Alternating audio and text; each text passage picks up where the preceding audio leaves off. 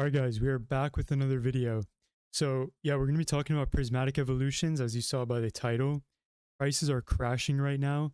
And yeah, it kind of feels crazy to say that they're crashing because they're still crazy, but they definitely are crashing. And I'm gonna be going over some of my thoughts and opinions on kind of the whole situation and a little bit about what's been going on historically and kind of what I think needs to happen in the future.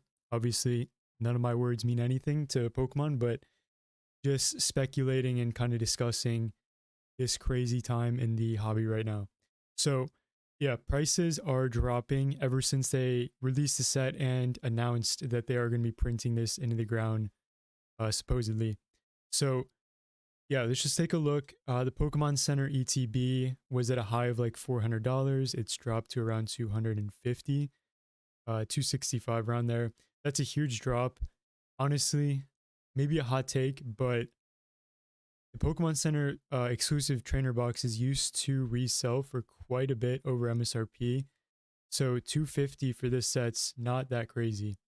Um yeah, that might be, maybe I'm not the like too accurate on that or in the right on that, but definitely like I was expecting this to hold $400. So the fact to drop that much is pretty significant.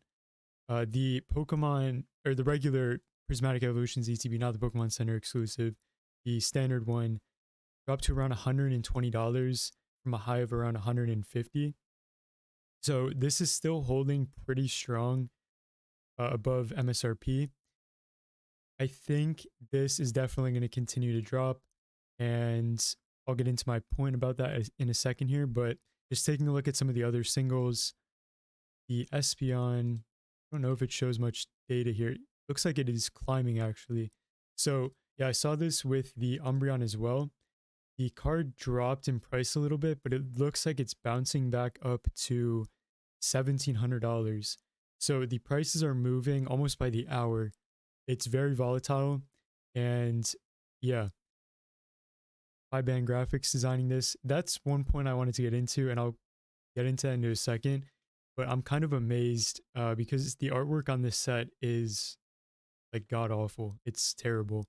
I don't know why this set is hyped so much. Like the evolutions are cool, the rainbow borders are cool, but the artwork is just horrible. So yeah, I'll get into that in a second.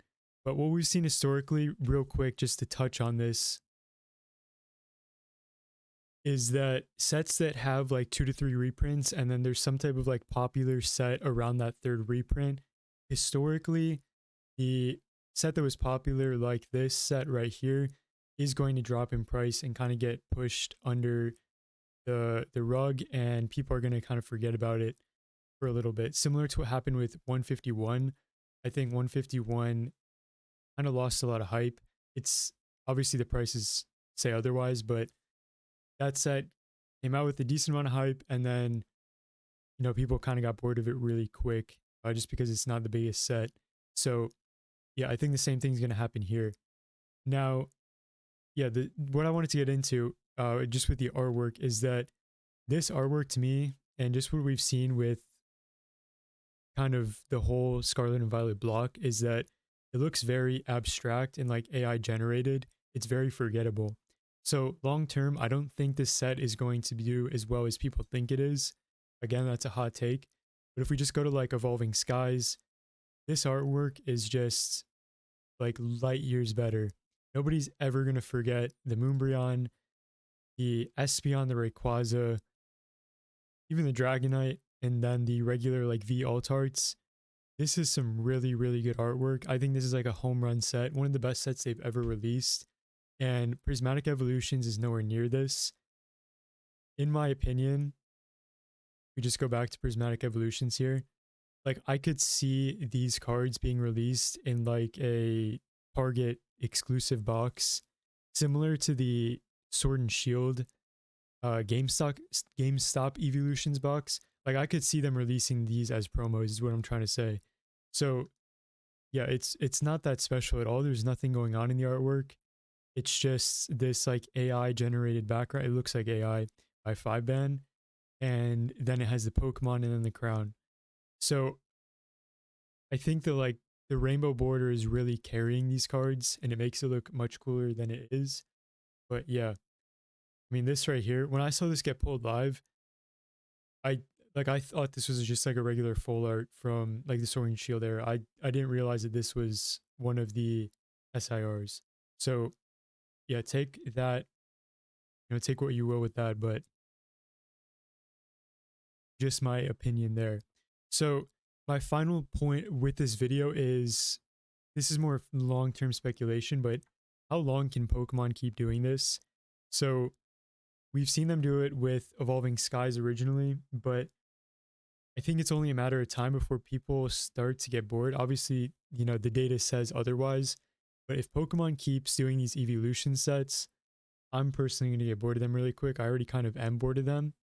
In fact, like if I'm collecting this, it's more so just because other people are. This is a set that I personally would not be too interested in outside of the hype. But since everyone else is, maybe there's something I'm missing in the set. But yeah, in my opinion, they need to make a set like, I don't say they need to make this to make money. I'm just saying like to keep it fresh so that they don't keep redoing this format that they know is very successful. And obviously they've only done it a few times throughout Pokemon. We've always had like certain sets that are more focused on evolutions, but I think it would be really cool if we had like sets around Rayquaza, Groudon, and Kyogre again, or another Diamond and Pearl theme set, like a legitimate Diamond and Pearl theme set, even another Black and White type set. We're kind of where they just mix in Pokemon from those era with the modern Pokemon.